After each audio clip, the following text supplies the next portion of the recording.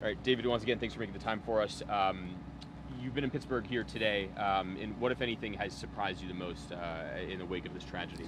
Well, we're always sensitive when we sort of parachute into any of these tragedies, and I always feel so badly because we recognize that we leave after a few days, but everyone else has to live with the pain and try to heal from all of this. And I was struck over at the Soldiers and Sailors Memorial today. We were there as the vigil was getting ready to begin, and people were coming up the stairs, and I didn't have to ask to talk to anyone here in Pittsburgh. They walked up to me, and I was struck that so many people wanted to say that this is not Pittsburgh, this isn't Squirrel Hill. We are better than this, we are united, and there were people of all faiths, all walks of life who came to that vigil, and I think it speaks volumes about this community. How would you say that we as journalists, but also as a country, make sure we do not become desensitized to events like this whenever it's seemingly we're seeing them monthly, if not weekly now? I get asked it a lot, in airports and in towns across the country. Are you desensitized from all of this? And I never am. I think I think we're all human. And when we come to communities like this, and I can tell from just being here today in Squirrel Hill that this is probably one of the most tolerant communities, not only in this country, but in the Pittsburgh area. Everyone celebrates Squirrel Hill. That's what everyone was telling me today. And I was in a couple of places that had the Steelers game on, and people would walk up to me and say, thanks for coming to this town and telling people that this is not what Squirrel Hill is and not what Pittsburgh stands for.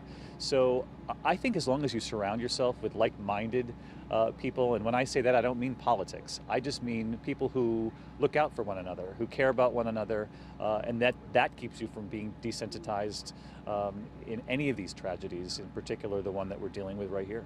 So, as you cover this as world news is here in Pittsburgh, what can our viewers expect?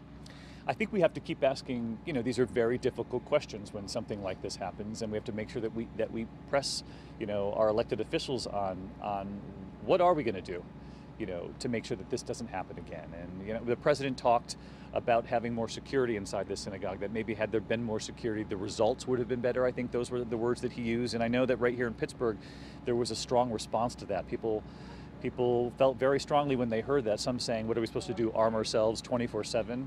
And I think, that's not anyone being facetious. That's a real question, because this is becoming far too commonplace.